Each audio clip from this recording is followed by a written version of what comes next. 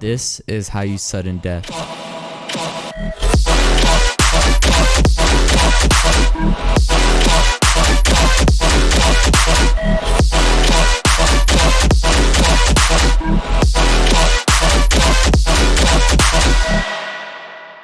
Danny Howland, also known as Svdden Death, is one of the pioneers of dubstep. Releasing on Never Say Die and is better known for his side alias The Void, he has been very influential in my production and many others, which is why I had to make a video on him. Let's dive into what makes a Svdden Death track. So for the drums, I have a simple clicky kick that's from my sample pack, and then I have 2 claps, and then I have a hat and a open hat.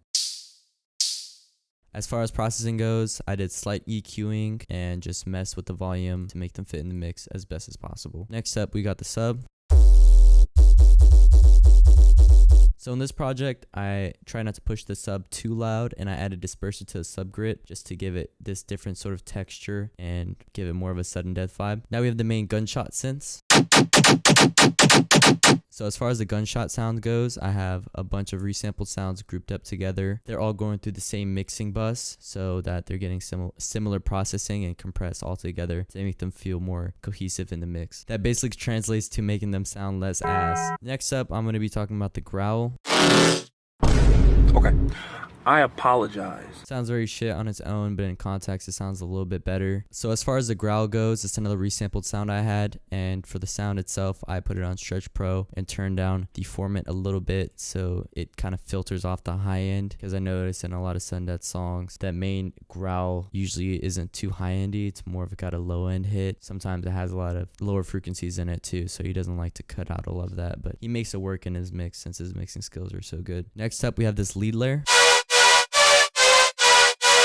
This is just a simple serum pad, just a little bit of FM and some unison going on. Yeah, I just wanted to give it some sort of melody to make it more unique, and I like the way this synth sounded. I just have the same patch, just in a lower note, playing over and over again. After that, we have this little screech Svdden Death uses in his songs sometimes.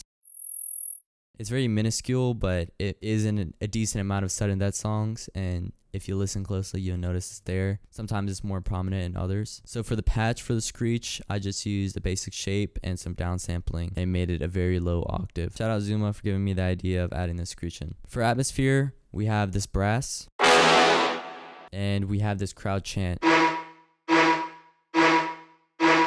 Not really atmosphere, but we also have this fill, which has 2 layers to it. This is the first layer, and this is the second layer.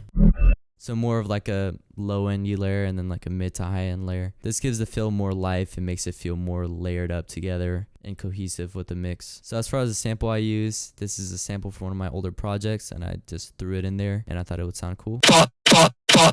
We also have a reverb automation with the vocals, so the fills and the vocal can transition better into the next part. We also have this reverse for the atmosphere just to give it some life. Now once you combine all that together, this is what it should sound like.